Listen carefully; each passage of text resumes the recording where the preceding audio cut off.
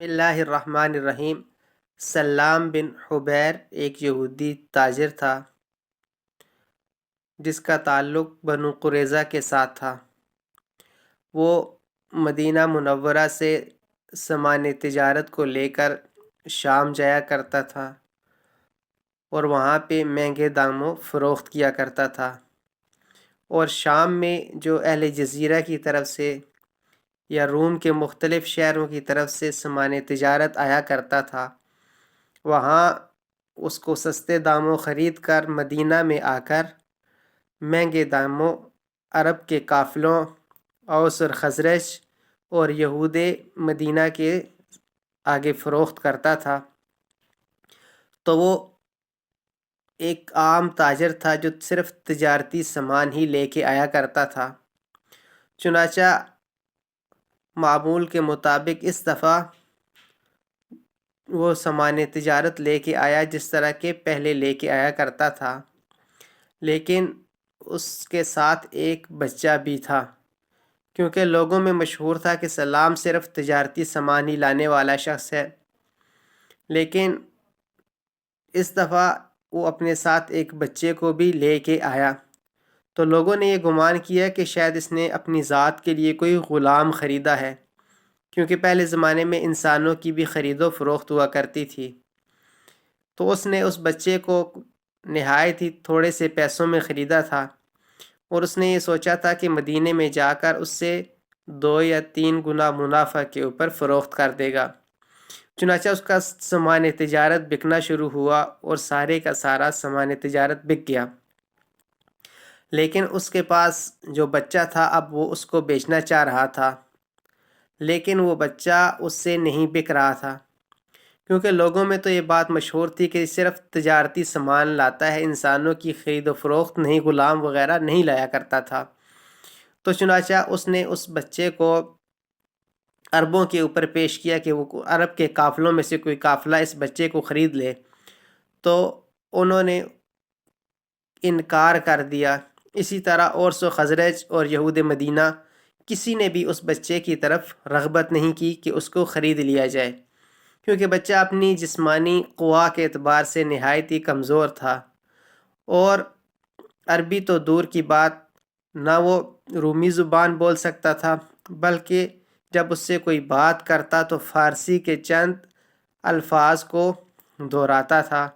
وہ بھی صحیح طریقے سے، جو کہ اس کی مادری زبان تھی، ان کو بھی صحیح طریقے سے ادا نہیں کر سکتا تھا۔ لیکن سلام اس کی بہت زیادہ تعریف کرتا تھا، کہہ رہا تھا کہ یہ بچہ اپنے ہاتھوں میں بڑا ماہر ہے کام کرنے کے اندر، اور یہ بڑا ذہین بچہ ہے، اس کو خوراک وغیرہ صحیح نہیں ملی، اگر اس کا خیال رکھا جائے، تھوڑی بہت اس کو خوراک ملے گی تو یہ بچہ نہایت ہی ذہین ہوگا۔ لیکن لوگ اس کی بات کو سنتے تھے اور ہنستے تھے، اور اس کی طرف التفات نہیں کرتے تھے، نہ اس بچے کو خریدنے کے لیے اس کے پاس آتے تھے۔ وہ نہایت ہی پریشانی کے عالم میں تھا کہ کیونکہ سامان تجارت تو سارا بک گیا، اب وہ دوبارہ شام کی طرف جانا چاہتا تھا کہ سامان تجارت جو مدینہ کے اندر جو لوگ خرید و فروخت کریں گے ان سے سامان لوں گا دوبارہ، اور جا کے شام کے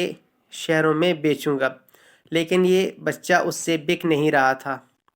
تو کسی طرح اس بچے کو بیچنے کے لیے تدبیر کرتا، لوگوں کو ترغیب دیتا، لیکن لوگ آتے اور یہ سوچتے کہ اس نے اپنی ذات کے لیے اس غلام کو خریدا ہے، لیکن اس کو اس غلام سے فائدہ نہیں ہو رہا، لہٰذا وہ اس سے جان چھڑانے کے لیے لوگوں کے سامنے اس کو پیش کر رہا ہے۔ تو کوئی شخص بھی مدینہ کے اندر اس سے اس بچے کو خریدنے کے لیے تیار نہیں تھا۔ چنانچہ کافی دن گزر گئے، تو ایک دن مدینہ کے اندر ایک بڑی ہی نسب والی اچھی خاتون رہتی تھی جن کا نام سبیتہ بن یعار تھا۔ تو ان کو پتہ چلا کہ سلام ایک بچے کو فروخت کر رہا ہے، تو وہ اس کے پاس آئیں اور آ کے کہنے لگی کہ سلام یہ لڑکا کون ہے، کیونکہ لوگ جب اس کے نسب کے بارے میں پوچھتے تو اس کے پاس کوئی جواب نہیں ہوتا۔ وہ کہتا ہے کہ یہ بڑے شریف لوگوں کا بچہ ہے، اور یہ کسرا کے علاقے کا ہے، کیونکہ وہاں پہ ایک علاقہ تھا، اس جگہ کا نام استخر بتاتا تھا۔ کہتے ہیں وہاں سے پھر اس کو ابو اللہ میں اس کے خاندان والے آ گئے اور وہاں پہ انہوں نے زمینوں کو آباد کیا۔ پھر عربوں نے جب رومیوں کے ساتھ مل کر کسرا کے علاقے پہ حملہ کیا تو اس بچے کو وہاں سے اٹھا لائے۔ تو جب پوچھتے کہ اس بچے کا نام کیا ہے تو وہ کہتا سالم۔ پھر کہتے اس کے والد کا کیا نام ہے، تو اس سے آگے وہ خاموش ہو جاتا، ان کے قبیلے کے بارے میں کچھ بھی نہیں بتا سکتا، بلکہ وہ کہتا کہ میں نے اس بچے کو بنی کلب کے بعض لوگوں سے خریدا ہے، کہ کیونکہ ان لوگوں سے خریدا تھا جنہوں نے رومیوں کے ساتھ مل کر کسرا کے علاقے پر حملہ کیا تھا۔ تو چنانچہ اس نے سبیتا کے اندر کوئی اس بچے کو خریدنے کی رغبت نہیں تھی، کیونکہ اس کو معلوم تھا کہ مجھے کسی خادم کی ضرورت نہیں ہے، لیکن اس کو اس بچے کے اوپر ترس آ گیا اور اس نے دل کے اندر سوچا کہ یہ بھی کسی ماں کا بچہ ہے، اگر میرا بھی ایسا کوئی بچہ ہوتا اور اس کو کوئی اٹھا کے لے جاتا تو میں تو اس کے غم میں صبح بھی روتی، شام کو بھی روتی، کھاتے وقت بھی اس کو یاد کرتی اور سوتے وقت بھی میں اس کو یاد کرتی، تو پھر تو میری زندگی ہر وقت اجیرن ہو جاتی۔ پھر وہ اس بات کو سوچنے لگی کہ کسرا کا بادشاہ کتنا بڑا بادشاہ ہے، کیا وہ اس بچے کی حفاظت نہیں کر سکا؟ اب اس کی ماں کے اوپر کیا گزر رہی ہوگی؟ تو اس کے دل میں بہت سے خیالات، بہت سی باتیں آئیں۔ تو اس کے دل میں اللہ تعالیٰ نے نرمی پیدا کر دی، اس کو اس بچے کی حالت کے اوپر رحم آ گیا۔ تو اس نے سلام سے کہا کہ اس کو تم کتنے کا بیچتے ہو؟ تو سلام، کیونکہ اس نے منافع تو کمانا تھا، وہ کہتا ہے کہ میں نے اس بچے کو ترس کھا کے خود خریدا ہے، کہ میں نے کہا تھا چلو اس کو اپنے ساتھ رکھتا ہوں، لیکن میں تجارتی آدمی ہوں، مجھے کبھی یہاں پہ جانا پڑتا ہے کبھی وہاں پہ، تو اس بچے کو میں لے کے کہاں پہ پھروں؟ تو میں نے اس کو ترس کھا کے خریدا ہے،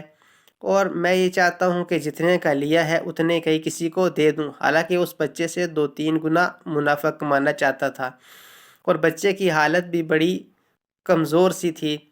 اور وہ اس کی تعریفیں بھی بیان کرتا ہے کہ دیکھو اس بچے کی طرف کوئی دیکھتا ہے تو فوراً اپنے کان کھڑے کر لیتا ہے، اور یہ بچہ ہاتھوں کا بڑا ماہر ہوگا، اور یہ بڑا لائق اور ذہین ہے، لیکن اس کو کھانے کے لیے کوئی صحیح طرح سے ملے تو یہ بچہ بڑا قابل ہوگا۔ وہ تو صرف اس بچے کو بیچنے کے لیے یہ ساری باتیں کرتا تھا، لیکن زبیدہ کے دل میں اللہ تعالیٰ نے ہمدردی اور شفقت ڈال دی تھی، چنانچہ اس نے اس بچے کو خرید لیا اور لے کے اپنے ساتھ اپنے گھر میں چلی گئی۔ اور سلام بھی بہت زیادہ خوش ہوا کہ چلو اس کو ایک تکلیف سے نجات مل رہی تھی، کیونکہ ایک بچہ جو اس سے بک نہیں رہا تھا وہ اس سے بک گیا۔ چنانچہ یہ بچے کو لے کے آ رہی تھی تو اپنے جی سے باتیں کر رہی تھی، اور کہہ رہی تھی کہ اس کی ماں کے اوپر کیا گزر رہی ہوگی، حالانکہ اس کا بچہ اس سے دور چلا گیا۔ اب اس کے دن اور رات اسی بچے کی تلاش میں ہوتے۔ پھر وہ اپنے بارے میں سوچتی اگر میرا بھی کوئی ایسا بیٹا ہوتا اور حملہ کرنے والے حملہ کرتے اور میرے بچے کو اٹھا کے لے جاتے تو پھر میں تو اسی کو یاد کرتی رہتی، دن کو بھی رات کو بھی، نہ میں کھاتی نہ میں سوتی۔ تو بہرحال اس بچے کے بارے میں نرمی والی وہ باتیں کرتی رہی۔ پھر کہنے لگی یہ کیسی زندگی ہے جس میں انسان کے اوپر رحم ہی نہیں کرتا، نہ اس بچے کو پتہ ہے میری ماں کون ہے، میرا باپ کون ہے، میری برادری، میرا قبیلہ، اس بچے کو کچھ بھی معلوم نہیں ہے، تو اس میں اس بچے کا کیا قصور ہے؟ بہرحال وہ اس کو خرید کے لے آئی اور اپنے گھر میں رکھا۔ تو سلام نے تو صرف اپنے مال تجارت کو بیچنے کے لیے کہا تھا کہ یہ بچہ بڑا ذہین ہوگا، بڑا لائق ہوگا، بڑا قابل ہوگا اور اپنے کاموں میں ماہر ہوگا، تو اس کی بات جو اس نے کی تھی اس سے کئی گنا زیادہ سچ ثابت ہوئی۔ جب بچہ تھوڑا سا بڑا ہوا تو اس میں ذہانت اور فطانت جو تھی کوٹ کوٹ کے بڑھی ہوئی تھی، اور وہ اپنے کاموں میں بہت ہی زیادہ ماہر اور بہت ہی اچھا تھا۔ مدینہ کے کتنے ہی بڑے لوگوں نے سبیتا کے پاس نکاح کا پیغام بھیجا تو اس نے انکار کر دیا۔ وہ اس بچے کے ساتھ ہی مشغول رہتی تھی، اور لوگوں میں بھی یہ بات مشہور ہو گئی کہ یہ خاتون اس بچے کے ساتھ بہت زیادہ محبت کرتی ہے، جس کو اس نے رحم کھا کر خریدا ہے، حالانکہ اس کو اس کی ضرورت نہیں تھی۔ چنانچہ ایک دفعہ قریش کے جو لوگ تھے ان کا قبیلہ شام سے واپس آ رہا تھا، تجارتی قبیلہ تھا، شام سے واپس آ رہا تھا، تو ان میں ابو حذیفہ رضی اللہ عنہ جو کہ بدری صحابہ میں سے تھے، اور عتبہ جو مکہ کا سردار تھا اس کے بیٹے تھے، تو وہ بھی اس قافلہ جب ان کا آ کے مدینے میں رکا تو ان کو بھی اسی طرح سبیتہ کے بارے میں علم ہوا کہ اس نے ایک غلام خریدا ہے، اس سے بہت زیادہ محبت کرتی ہے، بہت سے لوگوں نے اس کے پاس نکاح کے پیغام بھیجے ہیں لیکن اس نے نکاح نہیں کیا۔ تو انہوں نے بھی باتیں سن کر کہا کہ وہ بڑی نسب والی خاتون ہے، بڑی اچھی خاتون ہے، اس کے پاس انہوں نے بھی رشتہ بھیجا۔ اول تو اس نے انکار کر دیا، پھر اس نے سوچا کہ میں اکیلی خاتون ہوں اور یہ مدینے میں میرے پاس بچہ ہے، وہ یہاں کبھی یہود کے، کبھی اوس و خزرج کے، کبھی آپ کن کن کے آپس میں لڑائیاں ہوتی رہتی ہیں، یہاں کبھی حملہ کرتے ہیں، اگر کسی نے حملہ کیا میرا اور اس بچے کا کیا بنے گا؟ پھر اس کو ابو حذیفہ کے بارے میں پتہ چلا کہ یہ مکہ کے سردار جو ہے، ان کے مکہ کے جو اشراف لوگ ہیں، جو اللہ تعالیٰ کے گھر کے پڑوسی ہیں، لوگ ان کی عزت کرتے ہیں، جہاں ان کا قافلہ چلا جائے اس قافلے کو کوئی لوٹتا نہیں ہے بلکہ ہر کوئی عزت کی نگاہ سے دیکھتا ہے، تو انہوں نے پھر بعد میں نکاح کرنے کا ارادہ ظاہر کر دیا۔ چنانچہ ابو حذیفہ رضی اللہ عنہ نے ان سے نکاح کر لیا۔ اس وقت تو وہ صحابی نہیں تھے، لیکن ان کو نکاح کر کے اپنے ساتھ لے کر، اس لڑکے کو بھی لے کر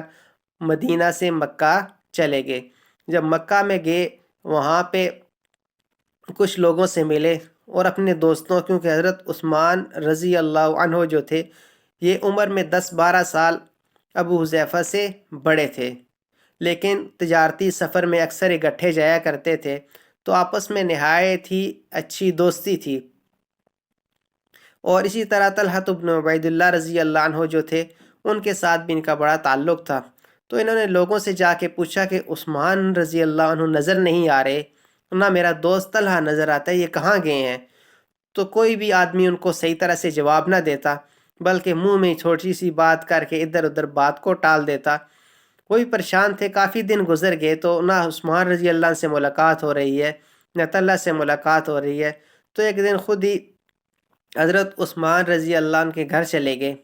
اور ان کو کہنے لگے، اے ابا عمر، تمہیں معلوم ہے تمہاری اور میری کتنی اچھی دوستی تھی اور نہایت ہی گرم جوشی کے ساتھ ملے، آج کل تم نظر ہی نہیں آ رہے، کیا معاملہ ہے؟ تو حضرت عثمان رضی اللہ عنہ نے اس کو نرمی کے ساتھ جواب دیا لیکن گرم جوشی کے ساتھ نہیں ملے۔ تو انہوں نے عثمان رضی اللہ عنہ سے کہا، عثمان کیا معاملہ ہے؟ لگتا ہے تم بھی بے دین ہو چکے ہو۔ تو حضرت عثمان رضی اللہ عنہ نے کہا، نہیں، میں بے دین نہیں ہوا،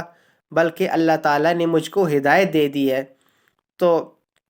پھر ان تھوڑے لمحے کے لیے خاموش ہوئے، پھر عثمان رضی اللہ عنہ نے ان کو کہا کہ اب ہو سکتا ہے کہ ہمارے آپس کے معاملات زیادہ نہ چل سکیں۔ تو انہوں نے کہا کہ اس کی کیا وجہ ہے؟ تو انہوں نے کہا کہ دیکھو، تم جہاں دیدہ آدمی ہو، تم نے بڑے بڑے میرے ساتھ سفر کیے ہیں، تجارتی قافلوں میں جاتے ہو، مختلف تم نے ممالک دیکھے ہیں، کیا یہ عقل مندی اور دانش کی بات ہے کہ ہم اپنے ہی ہاتھوں سے ایک پتھر کو تراشتے ہیں، پھر اس کے سامنے سجدہ کرنا شروع کر دیتے ہیں، ایک لکڑی کے مختلف ٹکڑے کرتے ہیں، پھر اس کا ایک بت بناتے ہیں، جب ہمیں وہ لکڑی ضرورت آتی ہے پھر ہم اس کو لے لیتے ہیں، پہلے ہم اس کو خدا خدا کہتے رہتے ہیں، تو کیا یہ عقل مندی اور دانش کی باتیں ہیں؟ تو انہوں نے جواب میں کہا کہ میں نے تو کبھی اس بات کی طرف توجہ ہی نہیں دی، میں نے تو اپنے آبا و اجداد کو دیکھا ہے کہ وہ بتوں کی پوجا کرتے ہیں تو ہم نے بھی شروع کر دیا، مذہب کی طرف تو میرا کوئی بھی رجحان نہیں تھا۔ تو انہوں نے کہا کہ دیکھو، اب اللہ تعالیٰ نے تمہیں سلیم الفطرت انسان پیدا کیا، تم اچھائی اور برائی کو سمجھتے ہو، تو دیکھو ان کاموں کو چھوڑ کے ہمیں اسلام کی طرف، ہدایت کی طرف جانا چاہیے۔ تو ابو حذیفہ نے کہا کہ ٹھیک ہے، شام کو میں بھی تمہارے ساتھ چلا جاؤں گا، اگر ابھی لے کے جاتے ہو تو مجھے بھی آپ صلی اللہ علیہ وآلہ وسلم کے پاس لے جاؤ، میں بھی اسلام قبول کرنے کو تیار ہوں۔ تو عثمان رضی اللہ نے کہا کہ اگر آپ ابھی چلے جاؤ تو ابھی جا کے اسلام قبول کر لیتے ہیں۔ تو چنانچہ عثمان رضی اللہ عنہ ان کو اپنے ساتھ لے کے گئے حضور اقدس صلی اللہ علیہ وآلہ وسلم کے دربار میں، تو آپ صلی اللہ علیہ وآلہ وسلم نے ان کو مسلمان کر دیا۔ جب وہ مسلمان ہو کے آئے تو اپنے گھر گئے، گھر جا کے اپنی بیوی جو تھی سبیتہ، ان کو اسلام کی دعوت دی، وہ بھی مسلمان ہو گئی، اور لڑکا جو تھا سالم ان کا غلام وہ بھی مسلمان ہو گیا۔ تو شام سے پہلے پہلے مسلمانوں کے گھرانوں میں سے ایک اور گھرانہ بڑھ گیا، کہ ایک گھرانے کا اور اضافہ ہو گیا جنہوں نے اسلام قبول کر لیا۔ چنانچہ پھر آپ صلی اللہ علیہ وآلہ وسلم پر وحی نازل ہونا شروع ہوئی، اور آپ صلی اللہ، کیونکہ وحی تو پہلے سے بھی نازل ہو رہی تھی، اور حضرت سالم جو تھے، جو غلام تھے سبیتہ کے، تو انہوں نے قرآن پاک کو یاد کرنا شروع کر دیا۔ پھر آپ صلی اللہ علیہ وآلہ وسلم نے ترغیب دی کہ غلاموں کو آزاد کیا جائے، کیونکہ جو غلاموں کو آزاد کرتے ہیں اللہ تعالیٰ قیامت کے دن کو بڑے درجات عطا کریں گے، اور اس کے اوپر بڑا ثواب ملتا ہے۔ تو سبیتہ نے سالم کو بلا کے کہا کہ میں نے تم کو آزاد کر دیا ہے۔ تو جب ان کو آزاد کر دیا تو انہوں نے سبیتہ کے شوہر ابو حذیفہ کو کہا کہ تم مجھ کو اپنا مولا بنا لو، یعنی مولا یعنی حمایتی، مددگار وغیرہ۔ تو انہوں نے کہا کہ نہیں، آج سے تم میرے بیٹے ہو۔ انہوں نے اس سالم کو اپنا بیٹا بنا لیا۔ تو چنانچہ پھر اہل مکہ کی طرف سے مسلمانوں کو تکالیف وغیرہ پہنچ رہی تھی، تو آپ صلی اللہ علیہ وآلہ وسلم کی دعوت کے اوپر اوس اور خزرج کے جو قبیلے تھے مسلمان ہو چکے تھے، تو انہوں نے آپ صلی اللہ علیہ وآلہ وسلم کو کہا کہ آپ ہمارے پاس تشریف لے آئیں۔ تو آپ صلی اللہ علیہ وآلہ وسلم نے صحابہ کو ہجرت کرنے کا کہا کہ ہجرت کر کے مدینہ جائیں۔ چنانچہ سالم بھی ہجرت کر کے مدینہ چلے گئے۔ جب مدینہ میں پہنچے تو اور بھی بہت سے صحابہ ہجرت کر کے مدینہ میں آ چکے تھے۔ پھر عمر بن خطاب رضی اللہ عنہ جو تھے وہ بھی ہجرت کر کے مدینہ میں پہنچ چکے تھے، اور بہت سے اور بھی صحابہ تھے۔ لیکن پھر جب نماز کا وقت آیا تو کہا کہ نماز کون پڑھائے؟ کہا جس کو سب سے زیادہ قرآن یاد ہے وہ نماز پڑھائے گا۔ تو حضرت سالم کو آگے کیا، انہوں نے نماز پڑھائی۔ تو کیونکہ مدینہ کے یہود اس ساری باتوں کو جانتے تھے، اور جو انہی کے قبیلے کا آدمی تھا سلام بن حبیر جو بنو قریظہ سے تھا، وہی اس لڑکے کو لے کے آیا تھا۔ جب انہوں نے دیکھا کہ یہ لڑکا نماز پڑھا رہا ہے اور اس کے پیچھے قریش کے بڑے بڑے سردار حضرت عمر رضی اللہ عنہ کھڑے ہیں، اوس و خزرج کے سردار کھڑے ہیں، تو وہ ایک جگہ مجمع بنا کے کھڑے ہو گئے، ایک دوسرے کو بتانے لگے تمہیں معلوم ہے، تمہیں یاد ہے، یہ وہ لڑکا ہے جس کو کوئی خریدنا پسند نہیں کرتا تھا، جو بازار میں بک رہا تھا لیکن کسی کی رغبت اس کی طرف نہیں تھی۔ دیکھو یہ آج مسلمانوں کا امام بنا ہوا ہے، اس کے پیچھے عمر بن خطاب کھڑا ہے، بڑے بڑے سردار قریش کے کھڑے ہیں۔ تو پھر وہ ایک دوسرے کو یاد کراتے، پھر بات کو نئے طریقے سے شروع کرتے، پھر 4 آدمیوں کا مجمع اکٹھا ہو جاتا، 5 کا اکٹھا ہو جاتا، پھر ایک آدمی ان کو ساری بات بتاتا کہ جس طرح یہ دیکھو یہ لڑکا وہ تھا جس کو کوئی آج خریدنا پسند نہیں کرتا تھا، آج یہ جو نئی جماعت محمد صلی اللہ علیہ وآلہ وسلم نے تیار کی ہے ان میں یہ امام بنا ہوا ہے۔ پھر وہ کہنے لگے یہ کتنے اچھے لوگ ہیں کہ یہ غلام میں اور آزاد آدمی میں فرق نہیں کرتے، اور جو غلاموں کو بھی نہایت اونچا عالی مقام عطا کرتے ہیں، کتنا پیارا مذہب ہے۔ پھر یہ بھی سوچتے کہ دیکھو قریش نے ان کے ساتھ اچھا تو نہیں کیا، ان کو وہاں سے نکالا ہے، اگر ہمارا زور چلتا تو ہم بھی یہاں سے ان کو نکال دیتے، لیکن کیونکہ اوس و خزرج کے بڑے بڑے سردار مسلمان ہو چکے ہیں تو ہماری طاقت ان کے اوپر نہیں چلتی۔ پھر ایک دوسرے کو یاد کراتے، پھر جب کوئی مجمع اکٹھا ہوتا پھر اس میں اسی بات کو دوبارہ چھیڑ دیتے کہ یہ وہ بچہ ہے جو بازاروں کے اندر بک رہا تھا، جس کو کوئی خریدنا پسند نہیں کر رہا تھا، آج دیکھو مسلمانوں کا کتنا بڑا امام بنا ہوا ہے، اس کے پیچھے سارے لوگ کھڑے ہوتے ہیں، جس طرح کی وہ حرکتیں کرتا ہے سارے پیچھے وہی حرکتیں کرتے ہیں، یعنی جس طرح ان کو نماز پڑھاتا ہے، ان کو دین کے احکام سکھا رہا ہے، یہ ان کا ایک بڑا آدمی بن گیا ہے۔ تو پھر کہتے کاش آج سلام بن عبیر زندہ ہوتا، تو اگر اس نے اس بچے کو دیکھ لیا تو اس کو کتنا عجیب لگے گا کہ جس بچے کو میں بیچ رہا تھا، کوئی لینا پسند نہیں کر رہا تھا، آج یہ بچہ کتنا بڑا ایک امام بنا ہوا ہے۔ پھر حضرت عمر رضی اللہ عنہ کا جب دور آیا تو حضرت عمر رضی اللہ عنہ کے دور میں یہ فوت ہو گئے تھے، تو حضرت عمر رضی اللہ عنہ کہتے تھے کہ کاش آج سالم زندہ ہوتا تو میں اس کو اپنے بعد امیر المؤمنین بناتا، پھر اللہ تعالیٰ قیامت کے دن مجھ سے سوال کرتا کہ عمر تم ایک غلام کو امت محمدیہ کے اوپر خلیفہ بنا کے آگے ہو، تو میں اللہ تعالیٰ کو یہ جواب دیتا کہ یا اللہ وہ تیرے قرآن پاک کو سب سے زیادہ پڑھنے والا تھا، کیونکہ پھر انہوں نے قرآن کو یاد کیا تھا، قرآن کے بہت بڑے قاری تھے۔ پھر ایک روایت میں اس طرح بھی آتا ہے کہ عمر رضی اللہ نے لوگوں سے کہا کہ تمنا کرو، کسی نے کیا تمنا کی، کسی نے کیا، کہنے لگے کاش میں یہ تمنا کرتا ہوں کہ آج عبیدہ بن ابی جراح زندہ ہوتا، آج سالم مولا حذیفہ زندہ ہوتا، اور بڑے بڑے صحابہ جو طاعون امواس میں شہید ہو گئے تھے، تو ان کا نام لیا، کاش وہ زندہ ہوتے تو میں ان کو مسلمانوں کے کاموں میں لگاتا، کہ مسلمانوں کے کاموں کی دیکھ بھال کرتے اور مسلمانوں کے کاموں میں آگے ہوتے۔ تو بہرحال پھر اللہ تعالیٰ نے قرآن کی برکت سے ان کو بہت بڑا رتبہ عطا کر دیا۔ تو اسی لیے حدیث کے اندر آتا ہے ان اللہ یرفع بہذا الکتاب اقواما، کہ اللہ تعالیٰ اس قرآن پاک کی برکت سے بہت سے لوگوں کو عزت اور مرتبہ عطا کرتے ہیں۔ اور ایک حدیث میں یہ بھی آتا ہے کہ ان الذی لیس فی جوفہ شیء من القرآن کالبیت الخرب، کہ جس شخص کے سینے میں قرآن پاک کا کچھ حصہ نہ ہو وہ بمنزلہ ویران گھر کے ہے۔ تو اللہ تعالیٰ قرآن کی برکت سے انسان کو عزت دیتے ہیں۔ تو انہوں نے قرآن پاک کو یاد کیا، قرآن کے اوپر عمل کیا، تو اللہ تعالیٰ نے ان کو بہت زیادہ عزت دی، بہت بڑی کامرانی اور کامیابی ان کو ملی۔ اور یہود ان کے اوپر تعجب کرتے تھے، مدینہ کے وہ لوگ جو ان کو خریدنا پسند نہیں کر رہے تھے، وہ تعجب کرتے تھے کہ یہ شخص کتنے بڑے درجے کے اوپر پہنچ گیا۔ تو صرف قرآن پاک کی برکت سے، اگر ہم بھی قرآن پڑھیں گے، اپنی اولادوں کو سکھائیں گے، تو یہ قرآن پاک سفارشی ہوگا۔ جس طرح کہ حدیث کے اندر آتا ہے کہ قرآن پاک تمہارے لیے حجت بنے گا یا تمہارے خلاف حجت بنے گا، یا تو تمہارے حق میں گواہی دے گا یا تمہارے خلاف گواہی دے گا۔ اگر تو قرآن کو پڑھیں گے، اس کے اوپر عمل کریں گے، تو قرآن ہمارا سفارشی بنے گا، لیکن اگر قرآن پاک کے اوپر عمل نہیں کریں گے تو قرآن پاک ہماری